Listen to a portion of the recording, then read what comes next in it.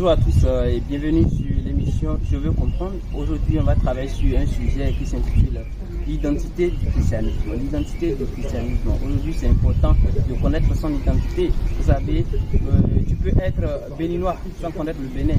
Tu peux être chrétien aussi sans connaître le christianisme. Mais dans ce cas, comment peux-tu expliquer à un parrain, par exemple, qui veut devenir chrétien, ce que c'est que le christianisme? Parce que, comme un philosophe l'a bien dit, connais-toi toi-même. Et aujourd'hui, c'est avec ce thème on va travailler.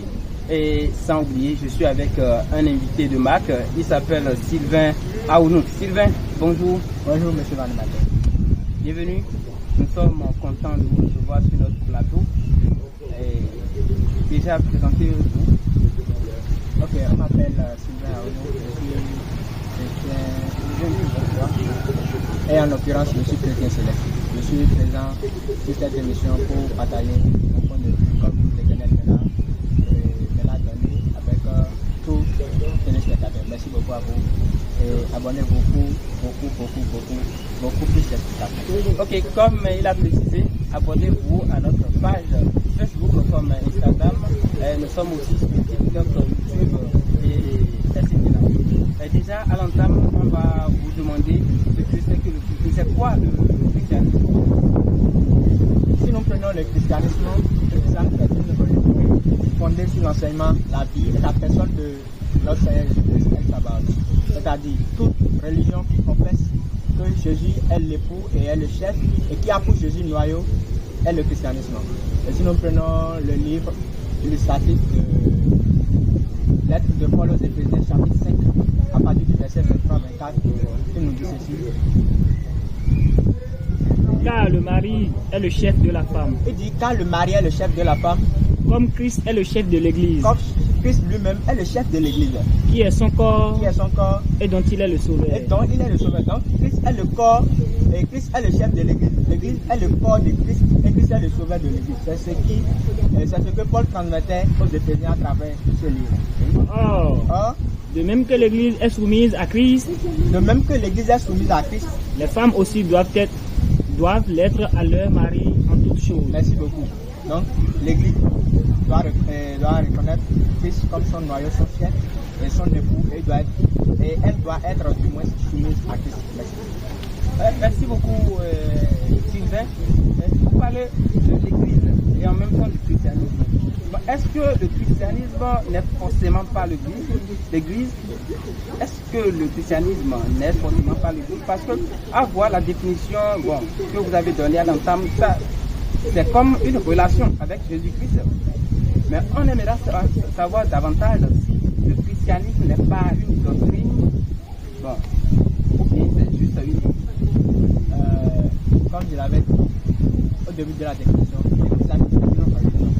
Et il y a un adage qui dit qu'on ne peut jamais faire des omelettes sans casser des œufs. Alors nous ne pouvons pas parler de religion sans parler des églises. Puisqu'après tout, c'est dans les églises, et comme on le définit aujourd'hui, que nous nous rencontrons pour célébrer les actions de grâce et les honneurs de notre Seigneur. Ok, d'accord. Mais j'ai aussi constaté que dans votre explication, vous n'avez fait aucune allusion à l'Occident parce que ici nous sommes au Bénin, nous sommes en Afrique, précisément au Bénin, et nous savons tous que les Blancs, c'est eux qui nous ont apporté à travers la colonisation, histoire de nous dominer, de nous impérialiser. Est-ce que le christianisme n'entraîne pas une relation avec ce côté-là? Est-ce que le christianisme, c'est pas une forme de colonisation ou de néocolonisation et ça s'arrête là? D'accord, monsieur l'animateur. Bon, je vais profiter de ça pour clarifier quelque chose. Je voulais en venir. Si nous prenons le livre de Matthieu, chapitre 21, verset 43, Jésus, voyant l'incrédulité des enfants d'Israël, il leur a dit quelque chose et c'est la chose qui s'est accomplie sur notre terre de Dahomey. Matthieu 21, verset 43. Il dit, parce qu'il les a, au cours de sa mission sur terre, il a expliqué beaucoup de choses. Il a dit beaucoup de choses.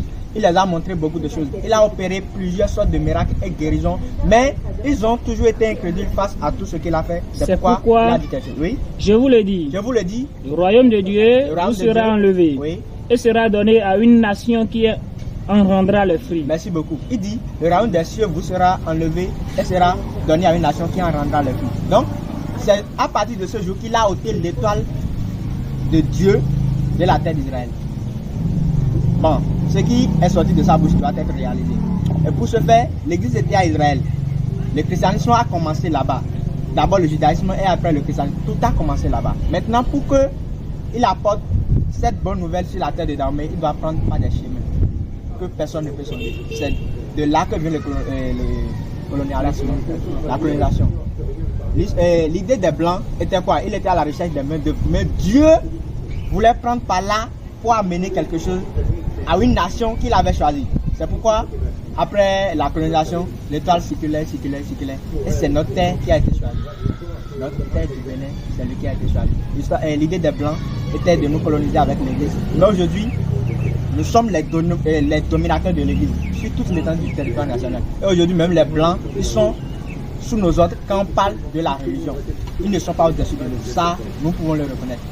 Merci. Ok, donc si on comprend bien, nous maintenant, nous sommes plus chrétiens que même les Occidentaux. Oui, les actes le montrent, tout ce que nous observons aujourd'hui le montre. Il y a parmi eux des pays même qui ont déjà légalisé des énormités, alors qu'ici, nous défendons encore ça. Comme abominable, nous voyons encore des choses comme confusion, comme des choses abominables aux yeux de l'Éternel, mais eux ils ont dit que ça ce n'est rien, c'est légalisé. Nous sommes en tout cas dans nos comportements, dans nos paroles et dans nos actions plus chrétiens que même qui nous ont apporté l'éducation. Donc, même la colonisation est un plan de Dieu. C'est une stratégie par laquelle Dieu a procédé juste pour que les autres nations viennent à lui. Oui. Si nous prenons beaucoup des bénédictions d'Isaac concernant cette détruite qui était Jacob et Esau, il avait remis la plus grande partie à Jacob. C'était lui qui était le choix de Dieu. C'était lui qui a été choisi pour accomplir la promesse qui a été faite à Abraham. Mais quand Isaïe était venu, Isaac a dit quelque chose que beaucoup ne tiennent pas compte de ça. Il dit, mais en errant de ça et de là, tu finiras par devenir fort et tu enlèveras le joug de Jacob du compte. D'abord, Jacob sera son chef, mais quand il atteindra le niveau que le Seigneur veut de lui, on ôtera sa servitude, on le remettra la chefferie. C'est ce qui avait été annoncé par Isaac à Esau. Et c'est de là que tout a commencé. La colonisation n'était pas en fait la colonisation du point de vue de Dieu, mais c'était la voie par laquelle le christianisme devait être répandu sur la terre africaine. Ok, donc si la colonisation n'est pas le but du christianisme forcément, mais quel est l'objectif du christianisme? Le but du christianisme en général, c'est de rassembler les âmes pour qu'après leur mort, d'abord, il ait accès à la vie surnaturelle et qu'elle participe au grand souper qui a été organisé. Ou non, au grand souper qui sera organisé. Si nous prenons le livre de Matthieu chapitre 22, les versets 8-9, ou bien le livre de Luc, les versets chapitre 14, les versets 21-23, il est écrit. Alors il dit à ses serviteurs, les noces sont prêtes. Les noces sont prêtes. Mais les conviés n'en étaient pas dignes. Donnez-moi une minute. Qui sont les conviés là? C'était la tête d'Israël qui a été choisie. Mais Jésus est venu, il a tout fait. Ils n'ont pas cru en lui. Même les païens ont cru en Jésus plus que ses propres frères, il allait dire, puisqu'il les a appelés frères. Mais ils n'ont pas cru en ce qu'il faisait. Ils disent non, ce type il est de Belzéboul, il ne vient pas de Dieu. Nous avons vu Moïse, nous connaissons son père, nous connaissons. Il disait des énormités sur notre Seigneur Jésus-Christ. C'est pourquoi il dit les conviés, ceux qui avaient été appelés, ils ont refusé la scène. Maintenant, allez, oui, continuez avec eux. Allez donc dans les carrefours. Allez dans les carrefours. Et appelez aux noces tous ceux qui vous trouverez. Appelez aux noces tous ceux que vous trouverez. Oui. Ces serviteurs allaient dans les chemins. Maintenant. Rassemblaient tous ceux qu'ils trouveraient. Ils rassemblaient tous ceux qu'ils trouvaient. Méchants et bons.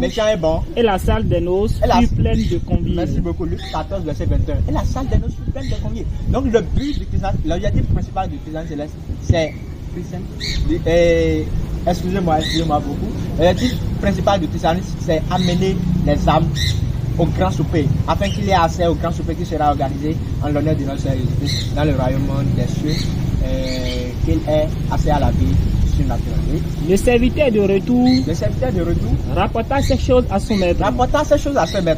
Alors le maître de la maison, qui est irrité, dit à son serviteur, va promptement dans les places et dans les rues de la ville, oui, et amène ici les pauvres, oui, les estropiés, oui, les aveugles et les boiteux. Merci beaucoup. Donc c'est de là que le christianisme, c'est son rôle, c'est son objectif, c'est son but, amener les âmes à Dieu, les pauvres, les boiteux, les estropiés, sans discrimination, sans distinction de langue ou de quoi que ce soit. Mais faire tout pour éviter, pour permettre aux gens d'éviter la guerre. C'est le but. Éviter le feu ardent dans l'au-delà, après la vie, après la mort, ou bien tout précisément.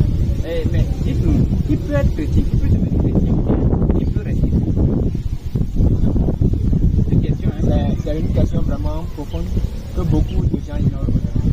D'abord, il y a une différence entre chrétien et croyant. On peut être croyant et ne peut être chrétien, mais quand on est chrétien, on est d'abord croyant. Et ensuite, on devient chrétien. Si on prend le livre de Lucas, l'évangile selon Luc, chapitre 14, les versets 26 et 27, il a dit quelque chose. Lucas 14, 25 et 27. Jésus nous a dit à tout Une grande foule faisait route avec Jésus. Quand Jésus il était en train de parler, une grande foule était derrière lui. Il se retourna et leur dit, Il se retourna et disait à la foule, si quelqu'un vient à moi, si quelqu'un vient à moi, et s'il ne hait pas son père, s'il ne hait pas son père, sa mère, sa femme, ses enfants, oui, ses frères et ses sœurs, et même sa propre vie, oui, il ne peut être mon disciple. Et maintenant, nous allons nous demander de c'est pas haïr son père, sa mère, son frère, ses amis et sa propre vie. C'est-à-dire qu'il doit aimer Christ, notre Seigneur Jésus-Christ, il doit l'aimer plus que tous les êtres humains qui t'entourent. Même ta plus charmante femme ou bien ton plus charmant époux, tu dois aimer Christ plus que lui. Là maintenant, tu es prêt à être son disciple. Et comment reconnaître que celui-là c'est un chrétien, celui-là ce n'est pas un chrétien? Si nous prenons le livre de l'évangile toujours de Matthieu, chapitre 7, le verset 16, Jésus même il a répondu à une pareille question à ses apôtres et à ses disciples. Écoutons, Matthieu 7, verset 16. Vous les reconnaîtrez à leurs fruits. Bon, remontons au verset 15. Gardez-vous des faux prophètes. Gardez-vous des faux prophètes. Ils viennent à vous en vêtements de brebis. Il y a beaucoup maintenant dans les religions, dans les diverses religions, ils viennent en quoi? En vêtements de brebis. Ils viennent en vêtements de brebis. Mais au-dedans, ce sont des loups ravisseurs. Mais au-dedans, ce sont des loups ravisseurs. Mais maintenant, comment faire la part des choses? Oui. Vous les reconnaîtrez à leurs fruits. On reconnaît tout chrétien à son fruit, à ses fruits, oui. Cueille-t-on des raisins sur des épines? Est-ce qu'il est possible qu'on cueille des raisins sur les épines? Non. Ou des figues sur des chardons? Ou bien des figues sur des chardons? C'est impossible. Tout bon arbre porte de bons fruits. Porte de bons fruits. Merci beaucoup. Et de quel fruit s'agit-il? Il dit tout bon arbre porte de bons fruits. Donc on reconnaîtra un chrétien à travers ses fruits, à travers ce qu'il présente comme fruit, ce qu'il offre comme fruit et ce qui sort de lui comme fruit. Si nous prenons le livre de Galates 5, à partir du verset 22, on nous montre maintenant les fruits que doit porter un chrétien, les fruits qui doivent servir pour reconnaître que non, celui-ci c'est un chrétien, non, celui-ci ce n'est pas un chrétien. Mais le fruit de l'esprit, il dit, mais le fruit de l'esprit, c'est l'amour. C'est l'amour. La joie, la paix, la patience, la bonté, la bénignité, la fidélité, la douceur, la tempérance. Et la tempérance. Donc, ce sont les 9 fruits qui doivent être présents dans un chrétien. Si tu dis que tu es chrétien et tu n'as pas les 9 fruits en toi, alors il te reste encore des pas à emprunter pour devenir chrétien. Mais à partir du moment où tu auras ces 9 fruits en toi, en chaque saison, tu seras maintenant identifié.